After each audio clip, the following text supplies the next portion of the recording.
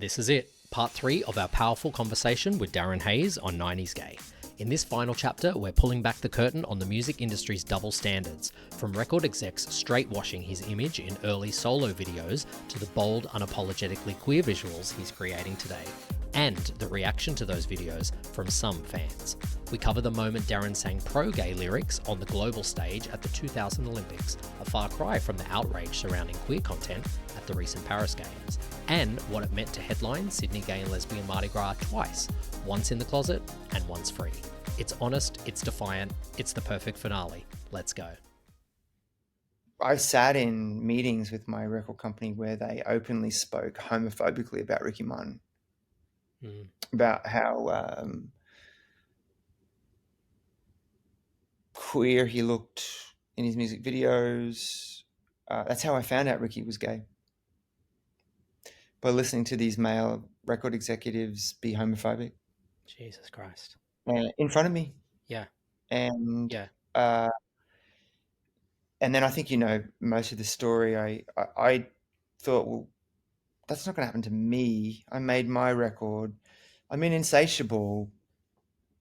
I mean, come on. That's a song about having sex with a man. And I don't want to be too graphic about the chorus, but, if you want to really break down what that chorus is about, it's pretty obvious what I'm talking about. And I made my music video. I was styled. I looked fantastic. I loved how I was dressed. I danced in the music video. And it was actually really simple. The music video was just me at the State Theatre here in Sydney. Mm-hmm. And some of it was a bit of an homage to George Michael. I looked at Careless Whisper and I loved that music video. So there was one setup that was essentially just me dancing on a stage, these beautiful green sort of blocks of light behind me, these acrylic boxes that were made that were jade green. I was wearing almost like patent leather, this bodysuit. And I was dancing and my hair was naturally curly. My hair is naturally curly and it had some blonde highlights in it.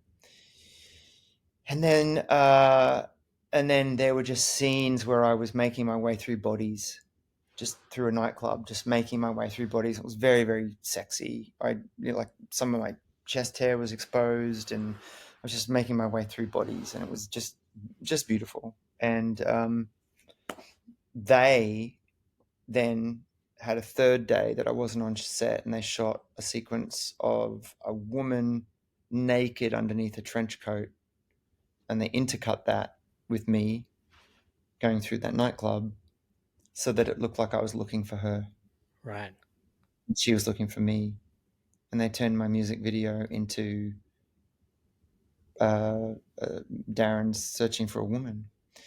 So I was furious. And they were furious for a different reason. They were furious because I was dancing and they said, I had a trusted friend at the label who told me that they all said I looked gay. Couldn't possibly release that music video. Couldn't use any of it because I looked gay.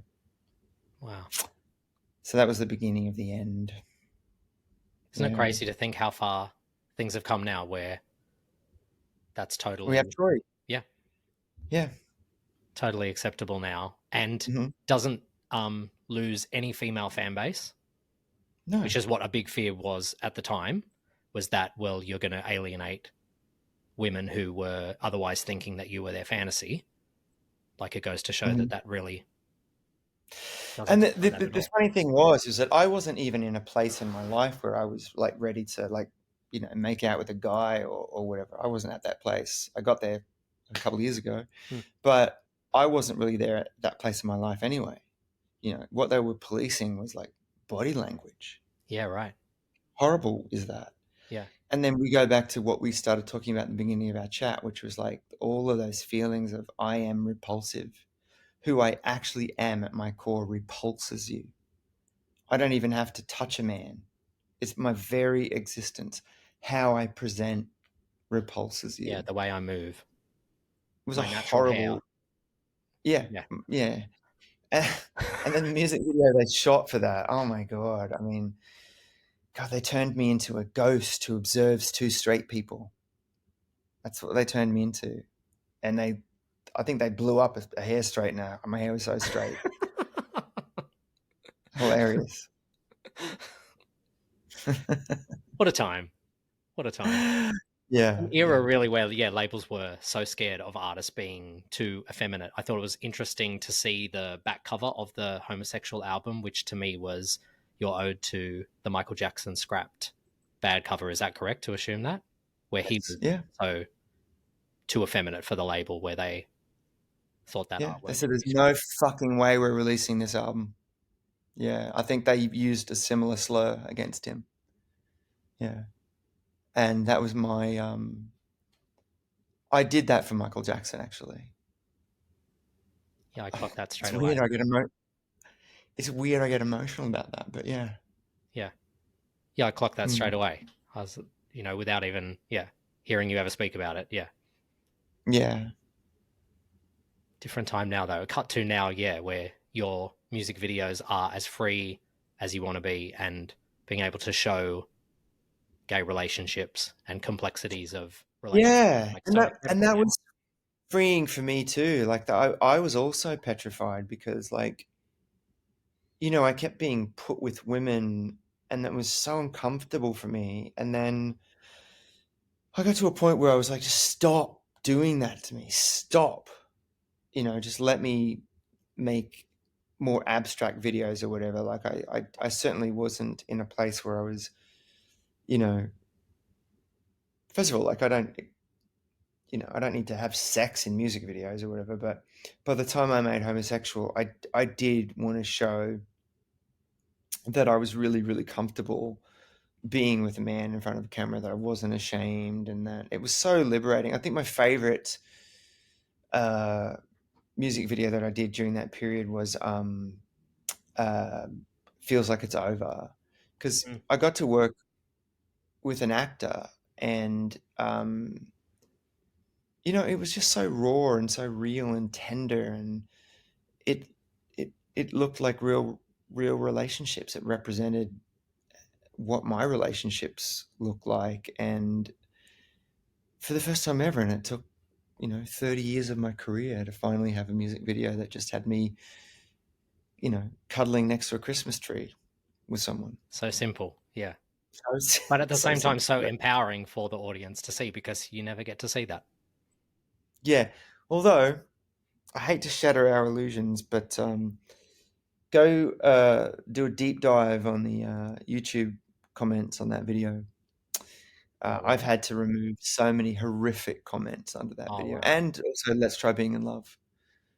Yeah, because just homophobia, and a lot of the time from deeply religious parts of the world, deeply religious women.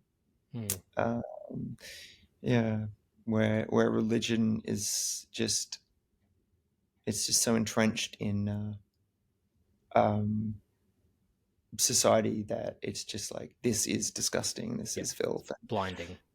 Yeah, Overpowers yeah, someone's own natural discretion mhm, to be able to yeah, make a judgment for themselves. Yeah. yeah, exactly, yeah. Crazy. I think you've had so many incredible songs when you look back over your, as we've said, the decades of career. When you think of different um, song titles, I'll throw a few at you. And I'd love to know what comes to mind when you think of the song. Maybe it is, like we've said, the music video or writing or recording a song. What do you think when you think of I Want You? God, I still love it. I think about the American music video. I still think it's one of our most beautiful music videos. It's just held up so well. Nigel Dick, the director who had just come off the back of making Hit Me One More Time for Mm, Britney, yeah, and we got to work with him, and iconic. just, yeah, so oversaturated, very expensive American music video. Yeah. And what about popular? Oh gosh, that one's a tricky one. I adore the tension and the spark, and I love that song. Um, it was deeply misunderstood, though. I learned this lesson from Madonna, and I should have paid attention. You can't lead with irony. Irony is very, very hard. That song's ironic, and the music video is ironic, Yeah. and a lot of people, understandably, didn't quite get it. Just didn't quite get what I was saying, Interesting. because I was To meant me, it to was be very, super. very obvious. Oh, I'm glad, but to me, it was meant to be. I was very angry at the record label, so I just went, okay. Here's two women in gold bikinis throwing glitter at strangers, and I've got a boombox, and I'm going to say that I fucked my way to the top. I'll just do anything to be popular. Like, is this what you want from me? Is this what a straight artist looks like? Like it was meant to be deeply Yeah. ironic Yeah. and deeply critical of misogyny and all that sort of stuff. But sometimes I look at it and I think, God, does it actually degrade those women that are in that video with me? Sometimes, like they were in on the joke, but Yeah. sometimes I think, God, is it degrading to them? And Yeah. I saw you it just know, as a comment on fame in general, yes, that's really. what it was meant to be. Yeah. Yeah, it was meant to be that. It was meant to be Yeah. that, like when And you're highly rich. ironic. Okay, great. Okay, cool. You've But great. I'm My guilt's sure, gone. but I'm sure sometimes, yeah, if something, people just sometimes take something for what's in front of them and don't really get the little wink, wink, nudge, nudge that goes with it. Yeah. Yeah. Another song, To the Moon and Back. Um, I mean, I have an affection for it because it was our first ever number one. Um, I still sometimes cry when I sing it at the very end. Wow. I have a little bit that's not on the record where I say, I still believe in you. I don't know why I say that, but I sing that at the end of the song.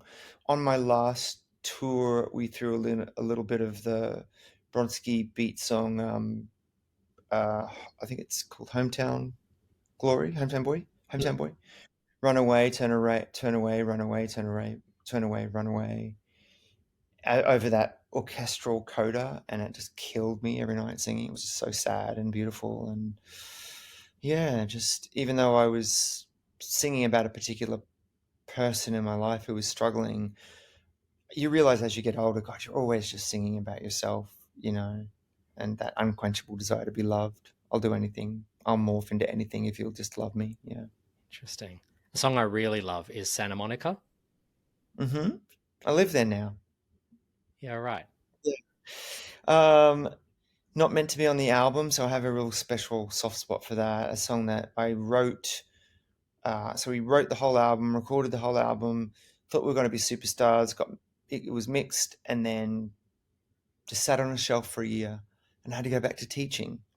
So I remember taking a train from where I lived in Brisbane into the city every day, and then back into the suburbs. And the tempo of that song was my footsteps, because I was writing that song every day, walking to the train and back to the train, and then went into Daniel's studio and sang it to him, and then he found some chords, and we recorded it as a B-side, and it was so obvious that that was just the beginning of the progression of our songwriting. It was so better than anything on the record, even though it sonically was a demo that it just had to be on the record. So it was put on there Such a good song.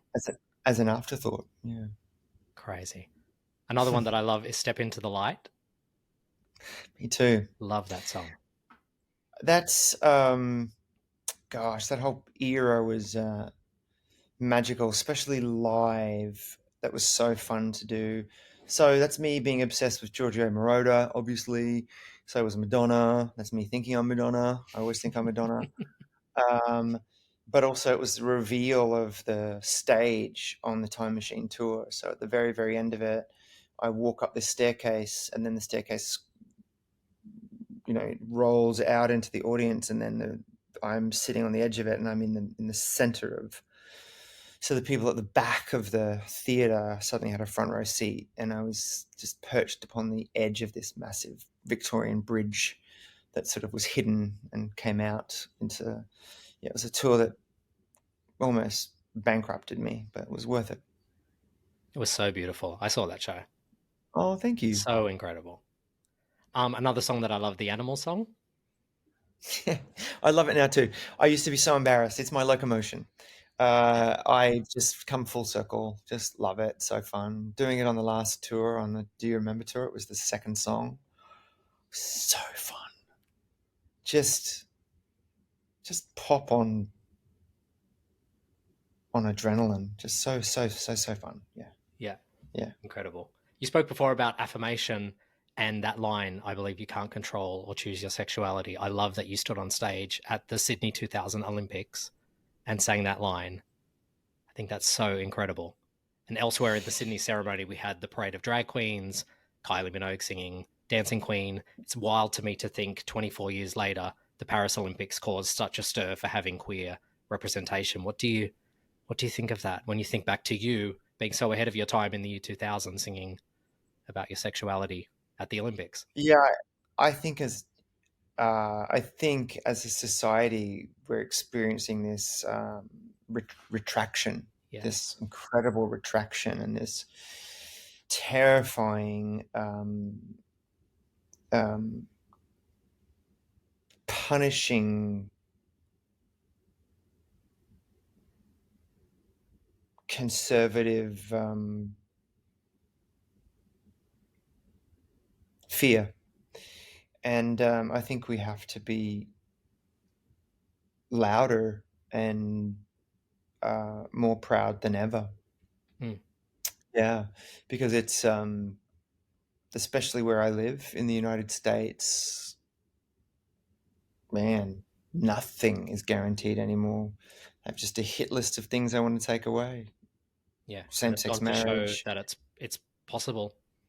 It's possible to now Yes, go backwards. and I yes, and that I think as Australians, I think we need to look very carefully at America as a perhaps as a like a telescope into the future, and to do everything we can to sort of safeguard against our rights being stripped away.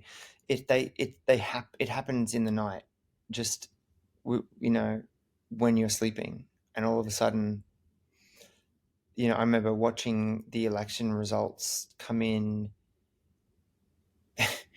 and being completely baffled because I was just inside a bubble, this liberal bubble, thinking there's no way this can happen. We're not going to rehire the person that just burned down the office and killed some people along the way, and allegedly killed some people along the way. Mm, I have to say that for legal reasons. And, there's no way. And they did. yeah. Totally fine with someone taking away women's reproductive rights. Totally fine with someone saying they're going to go all on assault on trans rights, gender affirming care. Totally fine with someone saying happy to take away IVF, gay adoption, same sex marriage. Yeah. Just, Yeah. so And then just coupled nothing is with going. blatant racism. And that's Oh, totally sorry. fine. That's at the core of it. Yeah, it's just hatred of women and blatant racism. So I think Yeah. we just have to be louder, and never give up.